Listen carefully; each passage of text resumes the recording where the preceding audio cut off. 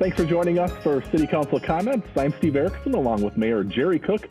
Today we're talking about both the April 7th and the April 21st City Council meetings. Thanks for being here today, Jerry. Being where? I'm not sure. Being with you. Yeah, you could be anywhere in the city right now. I'm in our studio. You are broadcasting from somewhere else. I'm broadcasting from my desk at my home office. All right, but we are socially sitting distancing in front of City Hall, right? You're still sitting in front of City Hall. Yeah, well, I could also be down at the dam too. So, depending on what you want to do, technology is amazing. It's amazing. All right, and we did these two meetings for the first time here via Zoom, all virtually. Yeah. All of our April meetings, we had one workshop and two council meetings we did via Zoom, and I mean the platform is surprising. They went from like 10 million subscribers to 200 million subscribers overnight almost, and they've seemed to handle it very well. We've been, I've got weekly meetings with other mayors, with Congressman Phillips. We've got a Zoom meeting tomorrow morning with the governor and the mayors. It's quite a format. I don't know how else we would have handled this without this venue or this forum. It's worked well, and it's kind of what we're using right now to do this show for this month. So let's jump right into things here and start off talking about our April 21st meeting. One of the first items we wanted to talk about there was approving an agreement with Anoka County for the purchase of elections equipment. As far as we know, the elections are going forward this year, right? As far as we know, we're still going to have an election this year.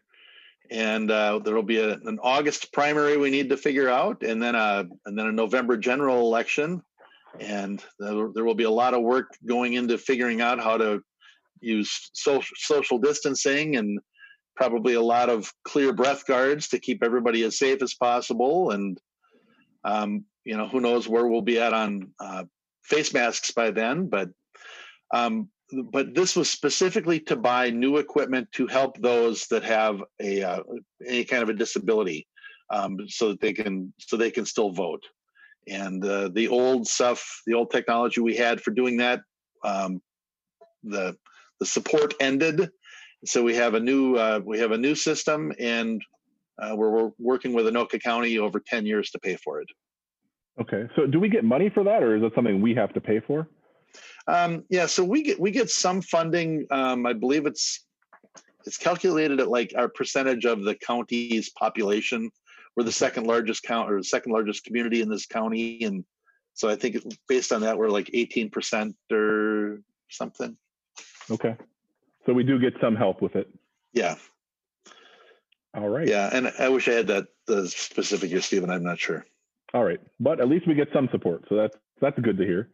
Moving along, council considered a contract award for the 2020 street maintenance program. A lot of street projects are still going on around communities, and some are even being accelerated with the shutdown.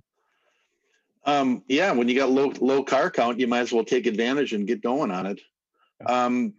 Steve, which item was that? I am so That's sorry. Item number 5. Thank you. I had my sheet in my hand, and now I just looked down and I went, oh, where did I put it? Yeah. So we get quite an economy of scale. We partner with several other communities, and then we go out for bids for our striping, our seal coating, our seal coating, pavement markings, crack sealing, fog sealing, and we're with. I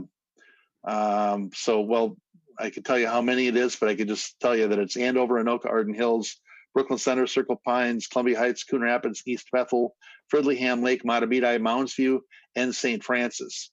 So we all go together. We all, have our specs, and they go out for bids, and we can get quite an economy of scale. And we've got we had a lot of different vendors that came forward and bid on crack sealing. Only a couple on the fog sealing, and a few on the pavement markings, and a couple on seal coating. But it does save us all money, and that's what it's about. Get a good product down in the streets and save our residents some money. All right, and this is something we have to do annually. Yep. Yeah. Well, it's all about protecting our infrastructure. The coating and our streets.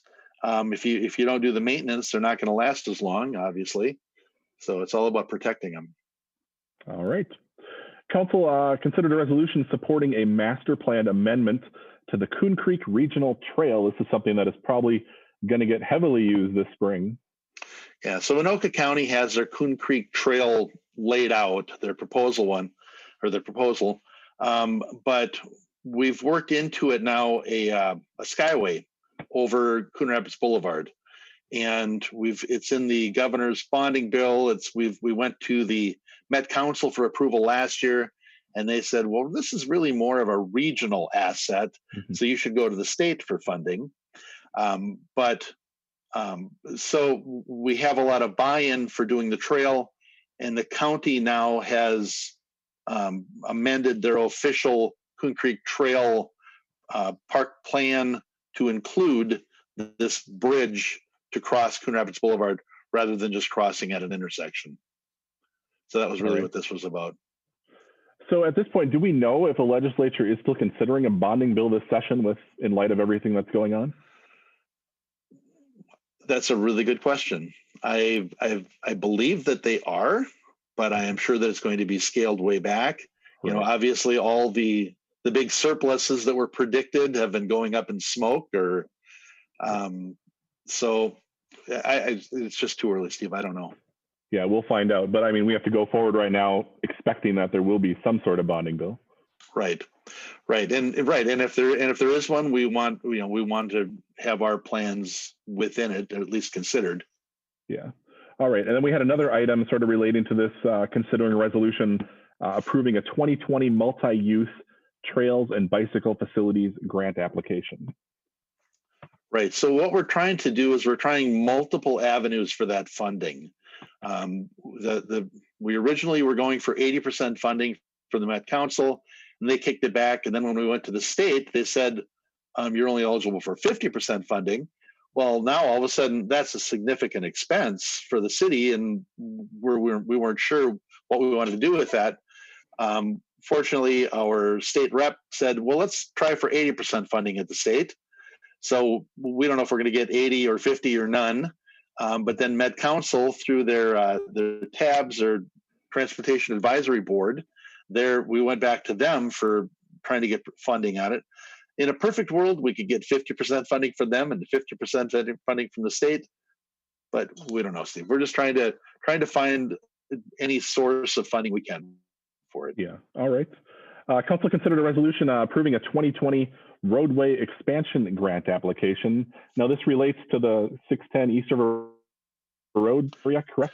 Yeah. So Coon Rapids Boulevard, when we connected to 610 didn't go east. It literally ended at Coon Rapids. So all of our movement is really only from the west. You can get off coming from the west, and you can get on and go west. And now that 610 has connected to 10, it really would be advantageous for Coon Rapids residents and businesses to be able to jump on and go east from here. So that's what we're trying to do. We were originally going for a connection at Coon Rapids Boulevard, and we could not get MnDOT to approve that.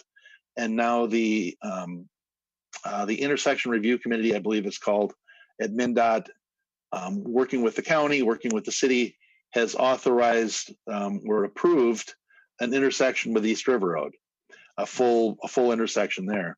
So now we're going back to the state trying to get funding for the design of that. And again, it's just a matter of we have to play the long game. We don't know if we're going to get anything this year or next year or whenever it is. We just have to keep putting it in front of them. So eventually they go, oh, here's some money. Right. And that's the East River Road part of the project. Now, I know they've also been talking about Foley Boulevard at the railroad tracks, putting an overpass there. That's a separate project, and that's moving forward? That's a separate project, but that project was modified to complement this project. So in 2021, Foley is going to be redone with an overpass and a realignment. So the realignment will bring... we'll move the connection with Foley and East River Road to, I guess it would be considered towards the west or the northwest, whatever. And that would line up with a future 610 intersection. It's going to seem funny until we get that done. They're going to go, why aren't we lined up with the entrance ramp to 610 anymore? Right. But like I said, we're playing the long game, and eventually this connection really needs to be made. All right. That's all we had to talk about from our April 21st meeting. We'll go back to now our first meeting a month, which we said seemed like so long ago, right?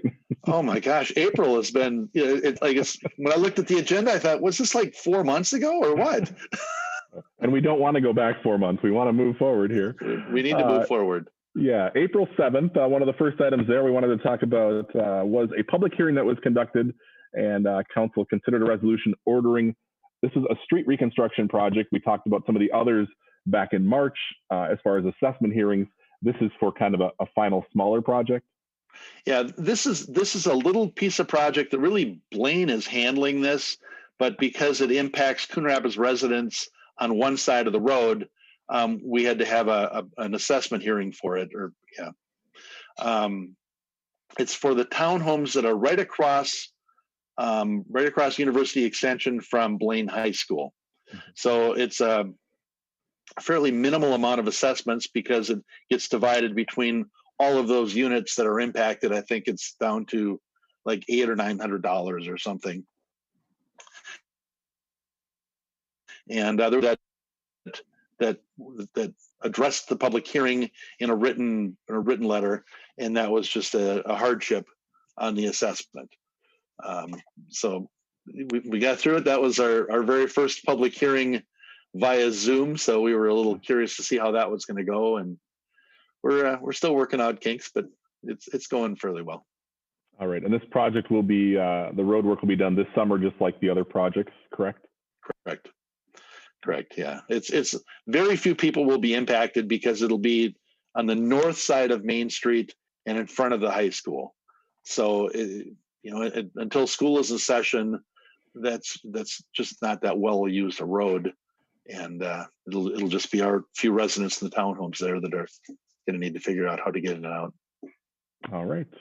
Council awarded a contract for Port River Walk. This is phase 2, streets and utilities. Lots of activity going on down there. Lots of activity. It's really fun. There's a second home that's out of the ground now and wrapped and roofed, and it's really exciting. This was phase 2 of another set of street reconstruction. The water, the sewer, the sanitary sewer, the storm sewer, the sanitary sewer, curbs and gutter, all of that, and it's just the next phase. So we're very excited about that. All right. Well, at least they've gotten 2 homes in the ground, and hopefully they continue to push for more here as we go. It'll be interesting because those will be their model homes, and then it'll be interesting to see how they run their model home open houses. Yeah. Yeah, because a lot of that stuff has had to go online virtually as well, correct? So yeah, some of the accommodations they're making is basically one at a time. You don't bring the whole family anymore to look at homes. You go one or just a couple. Don't touch anything. You wear the booties. You go through the home. Leave the lights as they are. Leave the doors as they are. Don't touch anything. Just get out. Yeah. So. It's really hard to make a big decision like that without actually visiting the place. Yeah. No, it is. So. All right. Well, it's the times we're in here. Council considered a resolution awarding a contract. This is for miscellaneous trail reconstruction. We do some of this each year as well, correct? Right. Either replacing trail segments that are bad or missing. In this case, we're actually updating a trail connection. We're taking it from a sidewalk to a trail connection down between Crooked Lake Boulevard and Dahlia Street. They call it a Dahlia Park project because it's part of that trail system. But right now it's just been a sidewalk ever since it went in.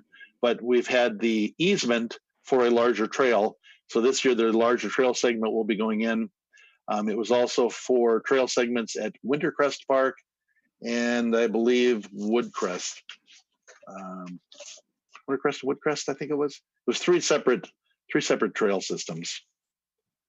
We're on the meeting of the 7th, right? Correct. Yep. Item number 8. Okay, thanks. Dahlia Park, Wintercrest, and Woodcrest Park. I got it. Park and neighborhood trail reconstruction, pedestrian curb ramp installations. And that little Dahlia Park trail, it's kind of seems a little silly, but that one was adequate until the firecracker came up, and now we're running hundreds and hundreds of people down that trail every year, and now it's not adequate. So it'll be nice to have that little segment in there. All right, and again, these are projects that will be done this summer? Yep. Right. All right. That is all the items from our first meeting on August 7th. So while we're here, let's talk a little bit about, obviously, COVID is affecting how people work and live and stuff. What's the latest here in the city as far as operations are concerned? So it's basically as it started, and then with just some modifications. So I think I was on the 18th of March or thereabouts. We shut down City Hall from the public. The police station, because that's kind of a secure waiting area, that's still open as people need things from the police department. We're doing our building inspections has been evolving. I'm getting a call from City Hall. Our building inspections has been evolving. It started out with only commercial inspections, no residential inspections, and now it's residential inspections. We're using a lot of FaceTime, a lot of video things as they can be used. Trying to do it as much business as normal. We want the contractors to be able to work. We want people to be able to still improve their homes, but we still need to be able to make sure that we're not losing the integrity of the inspection process. Just look over here, don't look over there, kind of a thing. We're running a very skeleton staff at City Hall. We've got whoever can work from home is working from home, but any services the residents need, if they can phone or email, they're going to find what they need. The staff is there and they're serving. It just looks a little different. You just don't walk into City Hall now to get things done. Also want to mention that we got some exciting news last weekend that golf courses in Minnesota could reopen. Oh boy, they've been chomping at the bit out there at Bunker Hills Golf Course, and Tim Anderson was very happy to hear the modification made that the golf courses can open, and they teed off at 9 o'clock Saturday morning. In fact, the person that apparently got that tee time sent me a message that he was teeing off at 9 and he couldn't have been happier. So Tim Anderson, they're taking reservations online. They're doing everything as touch-free as possible. The game is modified a little bit. They're in how much time they allow between sending golfers out there. There's no ball washers. There's no rakes. There's none of those things where you share, where multiple people touch. The cups are I think they've got like a foam plug in the cup. You hit the foam, you're done, you're good, you move on. But the golfers are thrilled to be out there, and Bunker Hills is thrilled to be open. Yeah, that's great. And now we got some interesting or exciting news about testing, and now everyone's kind of just waiting at this point to learn what happens to the governor's stay-at-home order, which expires basically Sunday, May 3rd at 11:59 p.m. We're expecting, hopefully within the next week, to kind of learn more about that, and that'll kind of tell us kind of maybe where we're going from here and what our businesses can eventually do again. Yeah, it's going to be interesting. A lot of the states have extended them, but Minnesota's numbers are still going up, but they are so much better than what they were in. All of the models showed that we'd be in much worse shape right now. So I'm really hoping that the governor really allows businesses to get open again that week. Obviously, everybody's going to have to make modifications to how they do business. We need the hair salons open. We need, really just about everything that's closed to be open. I don't know how they're going to do bars and restaurants. It's going to be really interesting, but I really hope there's some groups together figuring out how to do it, because they can't stay closed forever. I mean, it's how do you how do you economically make it through this? Well, it's great to see that a lot of our residents are still supporting the local businesses and doing takeout and carryout when they can. Oh, absolutely. Yeah, it's amazing though how much food restaurants use. When you look at the demand from farmers and from meat suppliers, I mean, and milk, all of it's just being either thrown away or the supply chains are completely messed up. You're going, what are people eating now? Yeah. All right. Well, I did notice too, while we're talking about things, construction, Hampton Boulevard, folks haven't driven on there in a few weeks. There's a lot going on there. There's a lot going on. Yeah. Full blown construction north of Main Street. Or north of Highway 10. North of Highway 10 up to Main Street. All of that's being redone, safer turn lanes, safer medians. Mm-hmm. And then south, the bridge, the grade separation, they're rolling full steam with that. Still planning on being done in July, as far as I know. That'll be nice. Yeah, it's really fun to when you go over the crossing to look down, because it's a different view of those trains than we've ever seen in Coon Rapids. Right. It's kind of fun to see the tracks and the trains. All right. Well, a lot of people will be happy when that project is over as well. Right. And then we're in other business. We were talking about the new Saturday night cruise in Coon Rapids. Mm-hmm. There's no official authorization or official approval of this, but as the police chief said, they're public roads. So one of our local car clubs started organizing a Saturday night cruise, and it goes up and down 4 miles of Coon Rapids Boulevard, basically from Foley to Mississippi. And the first week there were, I guess, like a few dozen cars. And then the next week there were more. And now this past Saturday evening, there were literally hundreds of classic cars and street rods and just everything. And it's just a lot of positive support. They're doing all the right things in their marketing materials. No more than 10 in a group. Socially set. When you stop, no more than 10 in the group. Use social distancing. No drag racing. No burnouts. No, don't be noisy. They realize that it could easily be ended, and so the groups are applying a lot of peer pressure to keep everybody mindful of the laws, and a lot of our police are out there kind of cruising with them, keeping them mindful of their laws, and it's just an interesting thing. So I guess I would encourage folks on Saturday nights between 6 and 9, if they want to get out, spread out along Coon Rapids Boulevard and just enjoy some old cars.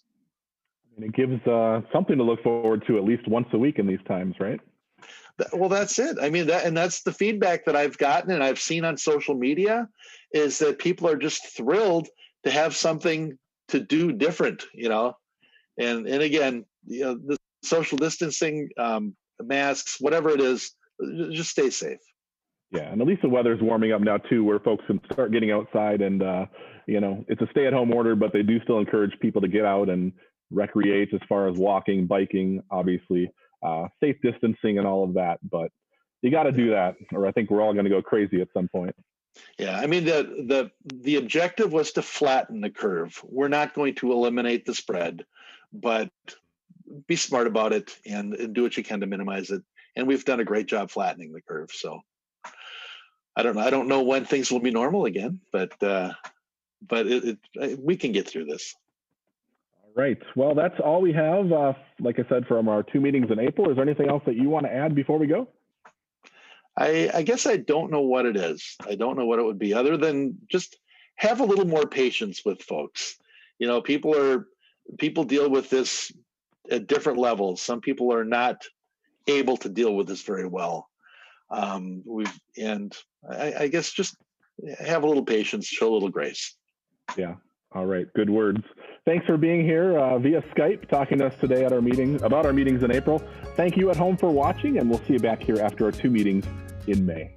Thank you all.